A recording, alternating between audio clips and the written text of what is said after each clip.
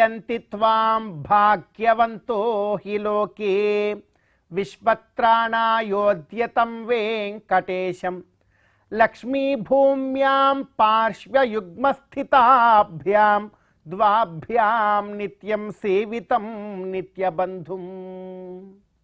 అత్యంత పవిత్రమైనటువంటి ఈ మార్గశిర మాసంలో శుభోదయ వేళలో దేవదేవుడైనటువంటి శ్రీమన్నారాయణుణ్ణి, కలియుగ ప్రత్యక్ష దైవమైనటువంటి శ్రీ వెంకటేశ్వర స్వామి వారిని పరిపరి విధాలుగా శరణాగతి చేస్తూ ఉత్తమమైన ఈ మార్గశిర మాస శుభోదయ సమయాన్ని మనం చరితార్థం చేసుకుంటూ ఉన్నాం.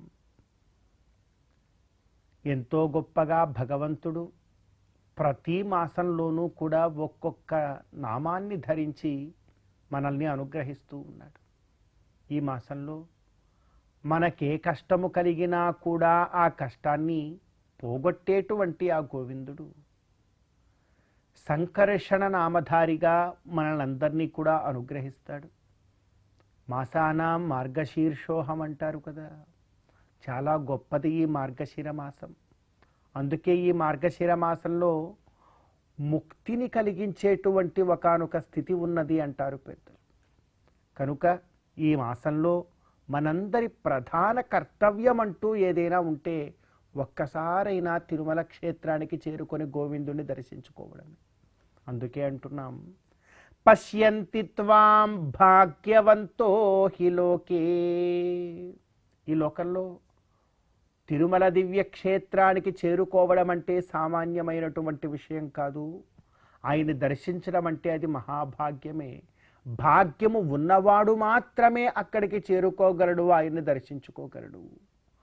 పశ్యంతి త్వాం భాగ్యవంతో హి లోకే విశ్వత్రాణాయోద్యతం వెంకటేశం. ఈ విశ్వాన్ని రక్షించడానికి అర్చావతారాన్ని ధరించి వచ్చినటువంటి కటివరద హస్తాల రేడు శ్రీ వెంకటేశ్వరుడు. ఆయన్ని దర్శించడం అంటే సామాన్యం కాదు. ఇంకా లక్ష్మీ భూమ్యాం పార్శ్వయుగ్మస్థితాభ్యాం. ఎప్పుడు చూసినా వెంకటేశ్వరుడు ఒంటరిగా ఉండడు. ఒకవైపు లక్ష్మీదేవి, ఒకవైపు భూదేవి. వీరిరువురితోనూ నిత్యము నిరంతరము ఉంటాడు. లక్ష్మీదేవిని చూస్తూ ఉంటే సూక్ష్మ చిదచిద్ విశిష్ట తత్వం, భూదేవితో చూస్తూ ఉంటే స్థూల చిదచిద్ విశిష్ట తత్వం. ఈ సూక్ష్మ చిదచిద్ విశిష్టుడు, ఈ స్థూల చిదచిద్ విశిష్టుడు రెండు ఒక్కడే అనేటువంటి విశిష్టాద్వైత తత్వము నిత్యము నిరంతరము కూడా గోవిందుడి యొక్క దర్శనంలో మనకు అనుగ్రహింపబడుతూ ఉంటుంది. ఇంకా చెప్తారు, ద్వాభ్యాం నిత్యం సేవితం నిత్యబంధుం.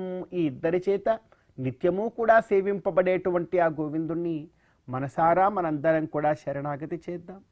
ఆ గోవిందుడి యొక్క ఆరాధనతో, దర్శనంతో ఈ మార్గశిర మాసపు జీవిత కాలాన్ని మనందరం కూడా చరితార్థం చేసుకుందాం.